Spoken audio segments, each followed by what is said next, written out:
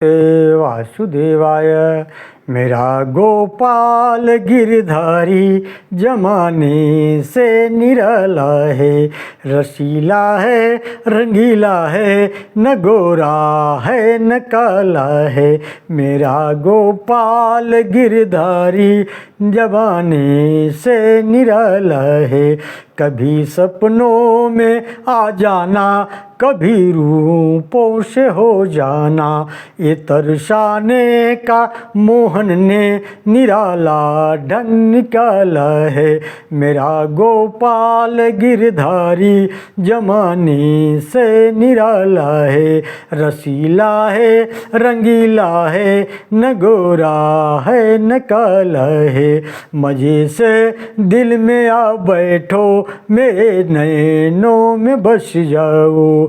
मजे से दिल में आ बैठो, मेरे नैनों में बस जाओ। अरे गोपाल मंदिर है तुम्हारा देख भला है। मेरा गोपाल गिरधारी जमाने से निराला है, रंगीला है रसीला है, न गोरा है न काला है। कभी उखल से बंध जाना, कभी ग्वालों में जा खेले। कभी उखल से बंध जाना, कभी ग्वालों से जा खेले। तुम्हारी बाल लीला ने गजब धोखे में डाला है। मेरा गोपाल गिरधारी जमाने से निराला है, रसीला है रंगीला है, न गोरा है न काला है। कभी वो रूठ जाता है, कभी वो मुस्कुराता है। कभी वो रूठ जाता है, कभी वो मुस्कुराता है। उसी के दर्श के खातिर तो बड़े नाजों से पाला है।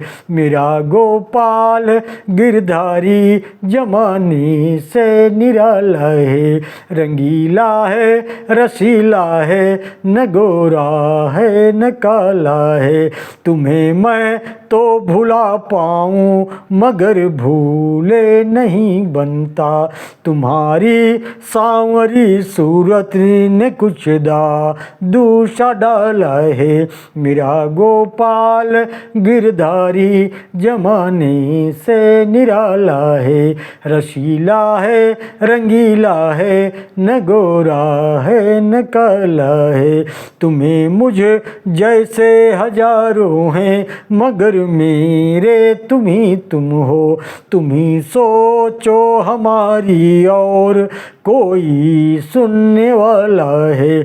मेरा गोपाल गिरधारी जमाने से निराला है, रसीला है रंगीला है, न गोरा है न काला है।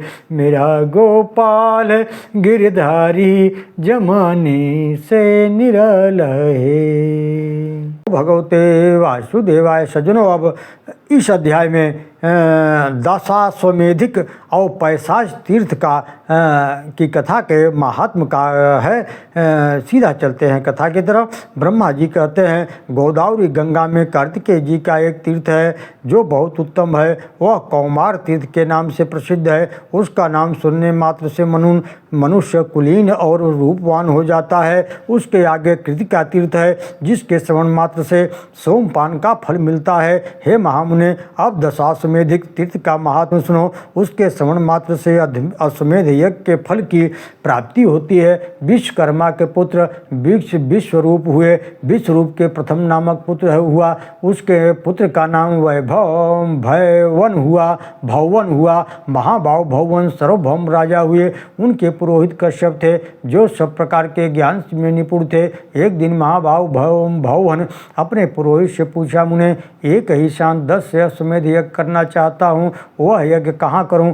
कश्यप ने का नाम लिया और उन स्थानों पर यज्ञ करने को बताया। इसके बाद बड़े बड़े यज्ञों का उसने ऋषियों के सामने अनुष्ठान किया। राजा के यज्ञ में बहुत से ऋषि आए हुए थे। पुरोहित ने एक ही साथ 10 अश्वमेध यज्ञ आरंभ कर दिए, किंतु उनमें से एक भी पूर्ण न हुआ। यह देखकर राजा को बड़ी चिंता हुई। उन्होंने प्रयाग छोड़कर अन्य स्थानों में यज्ञों का आरंभ किए, किंतु वहाँ भी दोष आ पहुँचा। इस प्रकार यज्ञों को अपूर्ण देख राजा पुरोहित से कहा, देश और काल के दोष से अथवा मेरे आपके दोष से ही हमारे 10 अश्वमेध यज्ञ पूर्ण नहीं हो पाते। यूँ कहकर राजा दुखी। राजा भवन अपने पुरोहित कश्यप से के साथ बृहस्पति जी के ज्येष्ठ भ्राता ऋषि संवर्त के पास गए और बोले, भगवान मुझे ऐसा कोई उत्तम प्रदेश बताइए जहाँ एक ही साथ आरंभ किए हुए 10 अश्वमेध यज्ञ पूर्ण हो जाए। तब मुनि श्रेष्ठ संवर्त ने ध्यान करके देखा और कहा, ब्रह्मा जी के पास जाओ, वे ही उत्तम प्रदेश बताएंगे। बुद्धिमान भवन महात्मा कश्यप को साथ लेकर के और ब्रह्मा जी के पास पहुँचे। उससे भी उत्तम आदि के विषय में प्रश्न किया और इस समय मैंने भगवान कश्यप से कहा, है राजेंद्र, तुम गोदावरी के तट पर जाओ, वहीं यज्ञ के लिए पूर्वान प्रदेश है। वेदों के परगामी विद्वान महर्षि कश्यप ही श्रेष्ठ गुरु हैं। इनकी कृपा गौतमी गंगा का प्रसाद से ये कही अश्वमेध यज्ञ में वहाँ स्नान करने मात्र से तुम्हारे 10 अश्वमेध यज्ञ सिद्ध हो जाएंगे। यह सुनकर राजा भवन कश्यप जी के साथ गौतमी के तट पर आए। वहाँ अश्वमेध यज्ञ की दीक्षा ग्रहण की। वह महायज्ञ आरंभ होकर पूर्ण हो गया। तब राजा इस पृथ्वी का दान करने को उद्यत हुए। उसी समय आकाशवाणी हुई, राजन, तुमने पुरोहित कश्यप जी को पर्वत वन काननों सहित पृथ्वी देने की कामना करके सब कुछ दान कर दिया है। अब भूमि दान की अभिलाषा छोड़कर अन्न दान करो और वह अनंत फल देने वाला है। तीनों लोक में अन्नदान से बड़ा दूसरा कोई पुण्य कार्य नहीं है। विशेषतः गंगा जी के तट पर श्रद्धा के साथ किए हुए अन्नदान की महिमा अकथनीय है। भूमिदानस्पृहास्तोक्ता अन्नम देहि महाफलम अन्नदानासमं पुण्यम त्रिषु लोकेषु विद्यते। नमो भगवते वासुदेवाय। यह सुनकर सम्राट भवन ने ब्राह्मणों को बहुत सा अन्नदान किया। इससे वह तीर्थ दशाश्वमेधिक तीर्थ के नाम से विख्यात हुआ। वहाँ स्नान करने से 10 अश्वमेध यज्ञों का फल प्राप्त होता है। उससे आगे पैशाच तीर्थ है, जो ब्रह्मवादी महर्षियों द्वारा सम्मानित है। यह गोदावरी के दक्षिण तट पर स्थित है। अब मैं उसका स्वरूप बतलाता हूँ, उसे सुनो।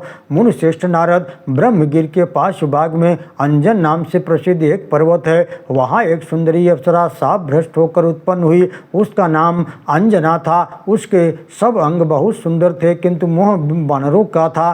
केसरी नामक श्रेष्ठ वानर अंजन का पति थे। केसरी के एक दूसरी स्त्री थी जिसका नाम अद्रिका था। वह भी साप भ्रष्ट अप्सरा थी। उसके भी सब अंग सुंदर थे, किंतु मोह बिल्ली के समान था। अद्रिका का भी अंजन पर्वत पर ही रहती थी।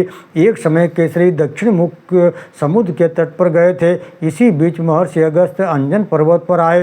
अंजना और आद्रिका दोनों ने महर्षि का यथोचित पूजन किया। इससे प्रसन्न होकर महर्षि ने कहा, तुम दोनों वर मांगो। वे बोली, मुनीश्वर, हमें ऐसे पुत्र दीजिए जो सबसे बलवान, श्रेष्ठ और सब लोगों का उपकार करने वाला हो। तथास्तु कहकर मुनि श्रेष्ठ अगस्त्य दक्षिण दिशा में चले गए।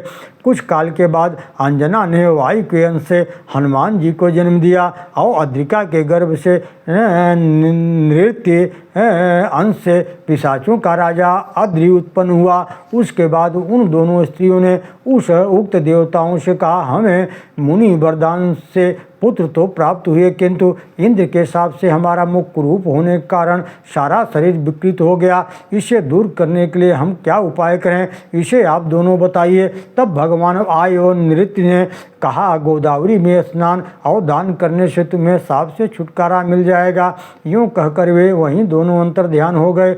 तब पिशाच रूप धारिणी अद्रि और भाई हनुमान जी को प्रसन्न करने के लिए माता अंजना को साथ लाकर के गोदावरी में नहलाया। इसी प्रकार हनुमान जी अद्रिका को लेकर बड़ी उतावली के साथ गौतमी के गंगा के तट पर आए। तब से वह पैशाच अंजन तीर्थ के नाम से विख्यात हुआ।